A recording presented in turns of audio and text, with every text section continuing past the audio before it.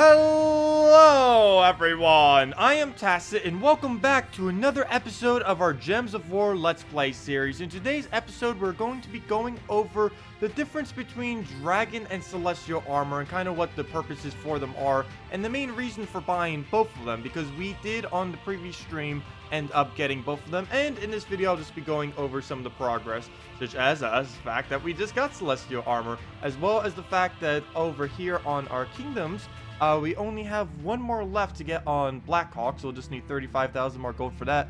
And then we have every single attack and magic kingdom upgraded in the game. Though there is going to be another one next week, or technically this week already, on the 20th, there around that time, we will be getting a new kingdom. And that new kingdom on PC and mobile will be a magic kingdom. So we'll have our 5th magic kingdom to get as well. Also, for the first time ever, I haven't even bothered to do this on my main account yet, we've actually managed this week to get every single one of the objectives. And as you know, you just get them as you accumulate them. You don't actually have to pay out the amount of event gems every single time per every single one. So there we go. We ended up getting all the way to the 80 gems. And that's the main thing that helped us get our Celestial Armor this week, is all of these, as well as the fact that we're just doing treasure maps in general. So of course, just go over the Hero tab if you ever want to change your armor. And we do indeed have both of them now. The Dragon Armor, which is 100% on gold and 50% everything else.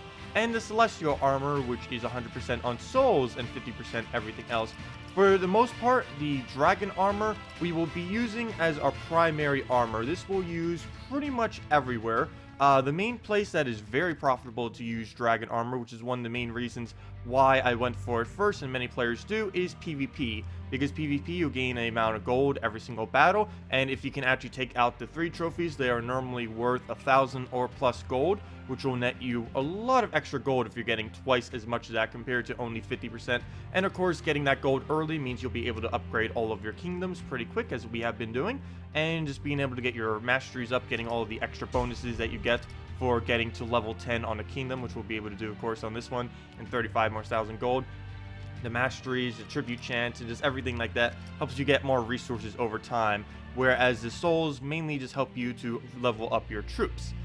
Which of course, the Celestial Armor, if we just go over to our Hero tab, we'll switch over to that. Celestial Armor we use mainly, of course, for gaining souls, as that is the main primary purpose for it, but the areas that you use them in are mainly in Arena. The main reason for this is if we go over to the Roar tab here, over here, it has a very, very high soul gain compared to other parts of the game, and if you actually get a perfect 8 win, and then you're getting 100% to that, that alone is 2,400 souls. That's basically enough to level up a single troop if you really wanted to with that many souls. Another place that you tend to use them, which you haven't really gotten into much this game, is in challenges. Challenges at the end of every single one of these actually give you a small amount of souls, and at the very 5th challenge, which is relatively easy to do, you actually get 100 souls, and this is boosted by the armor that you are wearing. So doing all of these with Celestial Armor is normally the best bet. For the most part, you don't really need to do challenges in this game, but if you are going to do challenges, make sure that you save most of them, or all of them if you can, until you actually have the Celestial Armor, because that will give you the best benefit, and you can't redo challenges after that. Well, you can redo any of these challenges, but once you hit the 5-star one, or every single time you complete every single one of these stars for the first time, they give you like a little small casket of souls, and that casket of souls is not repeatable for every single one. Like if you get 5 stars on one of them and then you keep doing that 5-star challenge, it'll only give you that casket the very first time. So you'll want to make sure you have Celestial Armor on for every single time, or just any 100% soul armor. There's also the Death Knight armor. Unfortunately, we can't gain it as a free-to-play player, as it does cost $50 somewhere in this shop, I believe under like specials or something. Yeah, right there, the Death Knight pack. But we will not be getting that. This just gives 100% to everything for $50 plus a few other things. But let's go now and open up some keys and use our new Celestial Armor just to farm a little bit of souls. I'm not actually going to do a whole arena run during this, because that would take a long time. Doing a arena run back to back takes about 50 minutes, but we will do a team or 2 in PvP. So let's go over to the 2 trophy here. It is a revenge battle as well. Of course, I normally use Dragon Soul oriented teams. We were doing a little bit of map farming with the 3 merits we end up getting. I didn't even bother leveling them. I was just using them to get a couple free maps. I did end up spending like about 3,000 glory, or never mind, not 3,000 glory. It was what was that? It was about 600 glory. Sorry about that. About 600 glory or so to actually buy treasure maps the other day because we needed it to be able to get all the gems and everything else. But this team in particular, we don't have the magic yet. We might when we get the next kingdom and a little bit further into the game. But there's actually quite a few things that we can do with this triple Warlock team. And one thing I'm actually going to do, instead of using a Valkyrie, we're actually going to be using a Dragon Soul. You can use a Valkyrie instead, of course, if you would prefer, or if you don't have a Dragon Soul. But we're going to be trying this with a Dragon Soul, and we will be able to get quite a bit of souls per every single one of these battles. All we have to do now is just make sure, double check our armor that we have set right now. Go over to our hero tab and make sure we actually have celestial armor set, so we will be able to get that extra 50% bonus. We'll of course be getting a little bit littler gold, but if we're doing the 2 trophies and 1 trophies anyways, it won't really matter. We'll just do the lower trophies, get the lower amount of gold, but that lower amount of gold doesn't really matter because we don't have as high of a boost on it. It matters when you're doing dragon armor on 3 trophy, but celestial armor, if we're only going for souls, then we don't really need to worry about that. The main reason we're using Warlock is it's actually the easiest troop in the entire game, especially as a newer player, to get the necromancy trait on. As you can see on him, he actually has it on his first trait. He actually has the easiest necromancy to get in the entire game, if I'm not mistaken, because he's only a rare. He also has brown-blue trait stones, which means because every single kingdom pretty much earlier on in the game that you're going to be fighting in is going to be Broken Spire, we'll easily be able to get that up, which we have, and we have an excessive amount of brown-blue trait stones right now, so that even put a dent in any of our trait stoning for the future.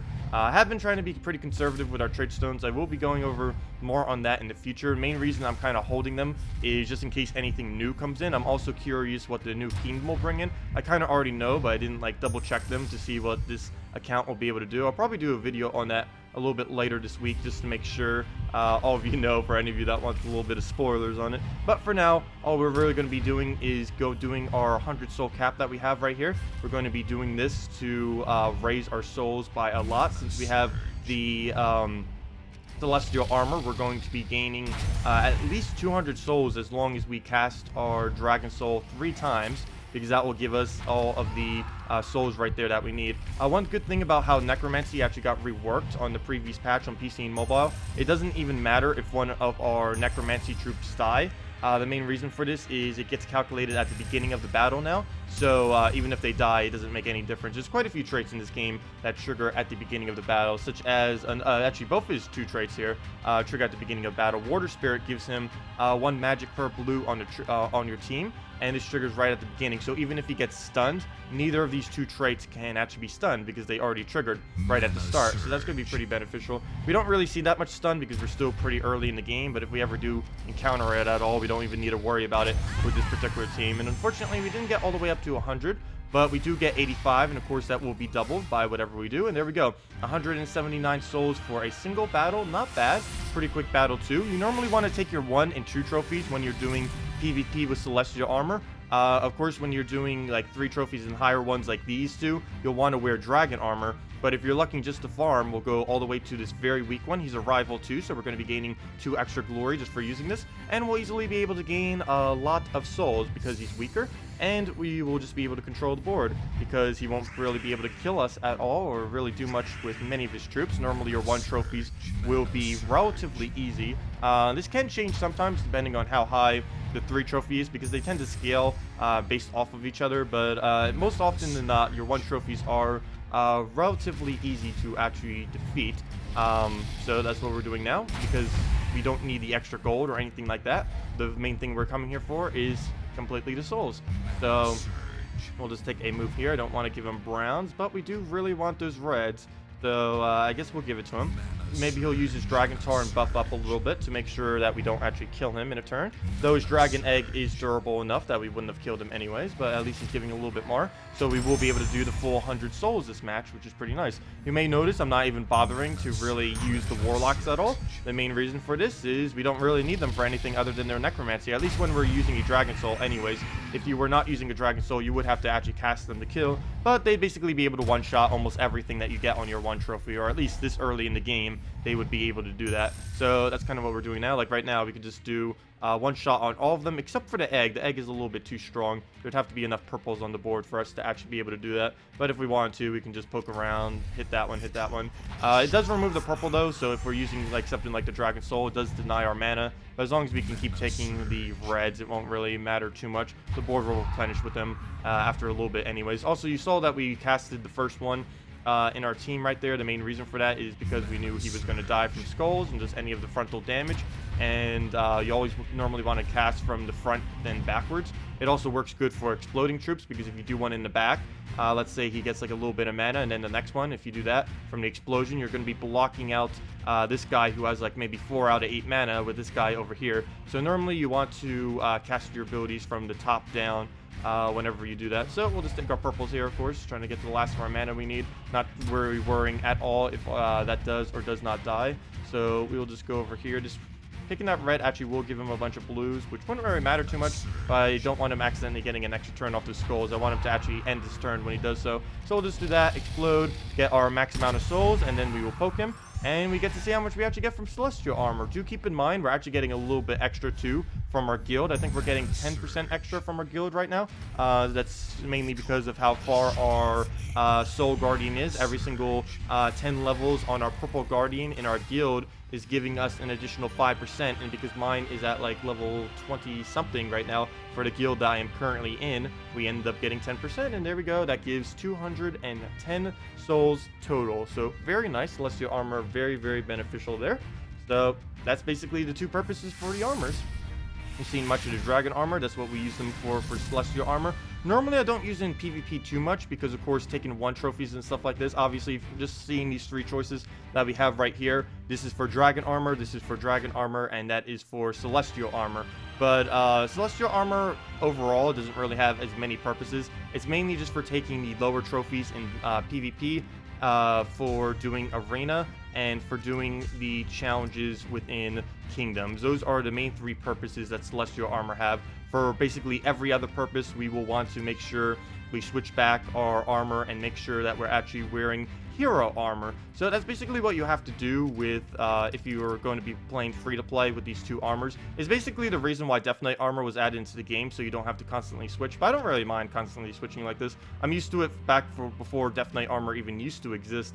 So I'm kind of used to switching it out whenever I need to do something else. But for the most part, if you only had to choose one, always go for the Dragon Armor first. It just is used for way more things. Plus, it'll be easier to get into a better guild. And speaking of a better guild, I think I may finally be leaving the guild that I am currently in on this account. I'll be doing likely just a fairly random one off of the forum. I don't know exactly how I'm going to be trying to find a guild yet, but I'm going to be finding a newer guild. I'm not going to go to anything like excessively overpowered. I'm going to be doing something realistically good, but not like so good that a normal player, like anyone watching, wouldn't be able to get to it. Because right now, I pretty much could get into almost any guild I wanted to with this account if I really wanted to. But I do want it to be more towards a mid-tier guild, something that you would realistically upgrade to from your very first guild. As you can see, this is our very first guild that we ever entered. We haven't, we've been for this entire account's history, we've been on this account for 29 days, so basically an entire month. Yay, month celebration. We've been on this account for an entire month now, yet we've been in this single guild the entire time. Normally after about a month, so I would say about 3 months, you'd want to look for a different guild. I know even on my main account back in the day, I think I stayed with my very first guild for about a month, and then I ended up finding a new guild. So a month period tends to be pretty good. This is just the very first random one that we ever joined. It's just a bunch of casuals for the most part, as you can see. The main bad thing about these, they have open borders with them, so they normally get a lot of people that come in. They'll just start playing the game for a little bit and then go pretty much completely inactive, which is what tends to happen with a lot of these open guilds. And you can see we get like a lot of lower players who are just like going into the tab for the very first time and doing basically what we did, just joining a random guild. And these guilds are really good for starting up if you're just starting out, which is what we did, but they're not really good to stay in because they have a lot of inactive people, a lot of people who don't really tend to do that much on pretty much everything. We can even see all of our just stuff right now. There's basically just one really good person in here as of currently, and the rest are kind of just pretty inactive. to the point where we have like a whole wall of zeros. So we are going to be looking for a better guild in the future. I would say about a month or two is the ideal time to really try and try finding a better guild, and we'll be going over that probably next episode on the actual process that you can do to try finding a better guild. But anyways, that will wrap it up for this video. If you guys have any other questions about anything, feel free to leave it in the comment section below. Thanks for watching and have a wonderful day.